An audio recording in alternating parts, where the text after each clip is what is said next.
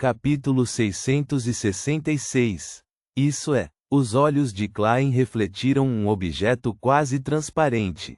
Parecia uma carapaça de alguma coisa, ocasionalmente encolhendo e desaparecendo da linha de visão de Klein, e às vezes aparecendo devido a um vento invisível, revelando alguns de seus contornos. Com ele atuando como ponto de ancoragem e olhando mais para cima, havia cores verdes que eram quase pretas, ali em silêncio. Parecem as cores das árvores de uma floresta escura. Klein murmurou sem imaginar o que significava o objeto daquelas cores. Tudo o que pôde fazer foi adivinhar com ousadia que isso tinha algo a ver com obter um controle mais profundo do espaço misterioso acima da névoa cinza. Sem tentar fazer algo que estava destinado a ser em vão, ele pulou da escada que parecia levar ao céu e voltou para dentro do palácio. Com a existência da rainha misteriosa em mente, Klein fez algumas preparações simples antes de sair da névoa cinza e retornar ao banheiro. Depois de amarrar as pontas soltas, ele foi até a mala, tirou o broche do sol e usou-o sobre a sobrecasaca trespassada. Depois de toda a turbulência pela qual passou, os itens místicos que ele agora podia usar retornaram ao estado em que ele estava em Backlund.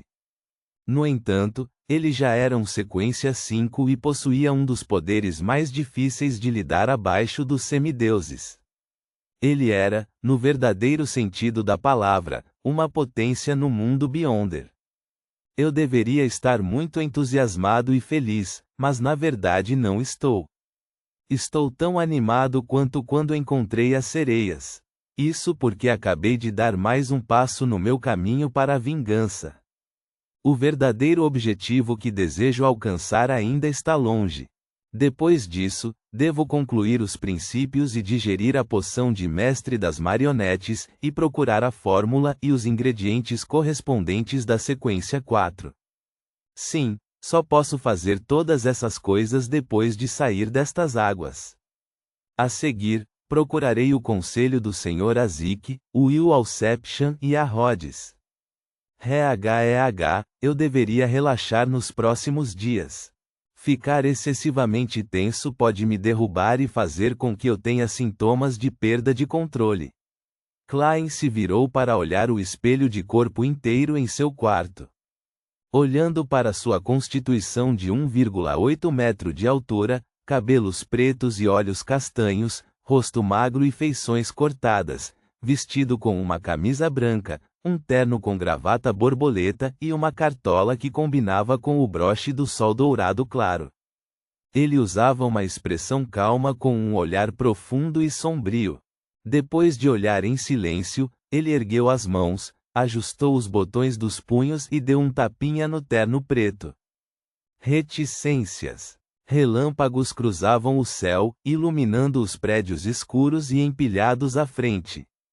O caçador de demônios Colin Iliade, com duas espadas nas costas, apontou para frente e disse: "Essa é a cidade da tarde." Ele penteou o cabelo grisalho que voava com o vento que varria o deserto. Que rápido! Com seu machado de furacão na mão, Derek suspirou melancolicamente de surpresa. Ele logo percebeu que era razoável. Isso acontecia porque a corte do rei gigante estava localizada em algum lugar perto da cidade de Prata. A cidade da tarde foi o ponto de intersecção que conectou os dois nós. Com o relâmpago que iluminava o céu noturno, ele viu claramente a cidade da tarde em sua totalidade. Foi construída no sopé de uma montanha e naturalmente dividida em níveis superiores e inferiores. Em vez de chamá-la de cidade, não era muito menor do que a maioria das ruínas que a cidade de Prata encontrou. Aqui, as pedras cinzentas foram empilhadas em diferentes edifícios. Alguns foram totalmente esvaziados, chegando a quase 10 metros. Alguns eram semelhantes à residência em que Derek residia atualmente. Era pequeno, como se qualquer pessoa normal fosse bater a cabeça no teto. Esses edifícios foram dispostos próximos uns dos outros antes de se espalharem. Alguns deles desabaram, enquanto outros permaneceram de pé, apesar de mostrarem sinais de envelhecimento e desgaste.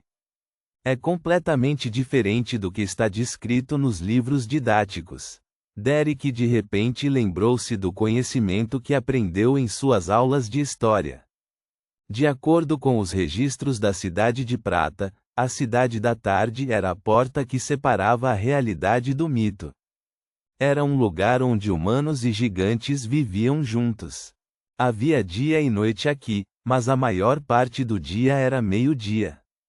Independentemente do nevoeiro, das tempestades ou da neve, nenhum deles foi capaz de bloquear a forte luz solar.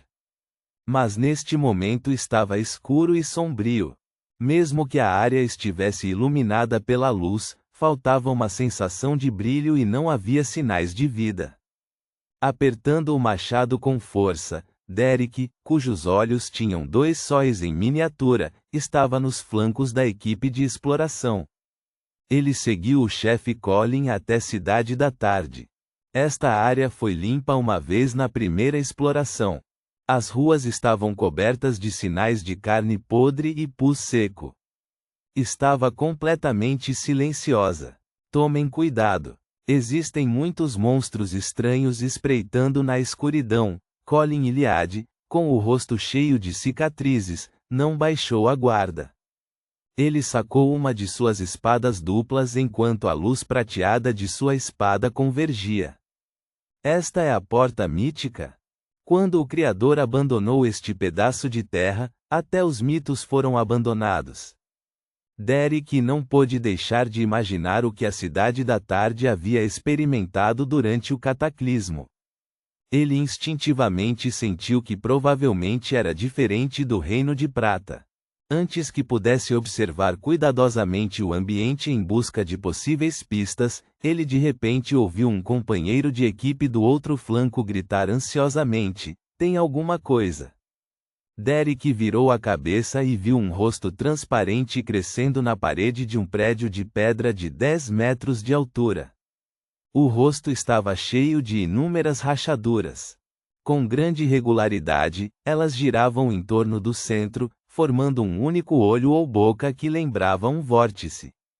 O furacão dentro do vórtice era corpóreo e explodiu com um uivo. A luz do amanhecer vinda de dentro era densa, como se fossem flechas de luz. Bam! Bam! Bam! Eles atingiram alguns membros da equipe de exploração, mas pareciam atingir grossas muralhas da cidade.